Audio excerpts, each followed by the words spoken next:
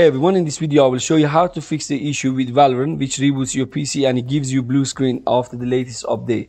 So please follow the steps with me and let's get started. Okay, first of all we need to disable the automatic restart. So to do that, just go to search and type in there view advanced system settings and open it up. Under start open recovery, click on settings. Then in here uncheck automatically restart and click OK. And next, make sure if there is any updates on your computer, just click on check for updates manually. If there is any updates, download and install them. Next solution, open up your command prompt. So to do that, just go to search bar and type in there CMD. Make sure to run it as administrator. Type this command in the command prompt, sfc space / scan now, and then press enter. If there are any bugs on your computer, this command will repair it. This process might take a bit of time, so while this is running, you can minimize this one and try the next solution. The next useful solution is to change the graphic performance. So to do that, just open up your search bar and type in there graphics settings and open it up. We need to add Valorant to the list in here. So to do that, click on browse, select local disk C drive, then write games, Valorant, live, and then select valorant.exe and click on add. Once you add it, click on options, select high performance and click on save.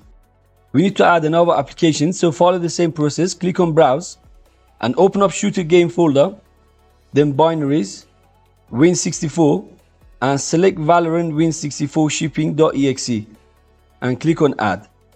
Do the same thing again, click on options, choose high performance and click on save. Next solution, we need to run a memory checker. So to do that, open up run by pressing Windows key and R. Then type this command in there and press OK. Okay, this is going to perform Windows memory test. So you need to select the top option, which is restart now, and check for problems recommended. Make sure to save any works you have on your computer.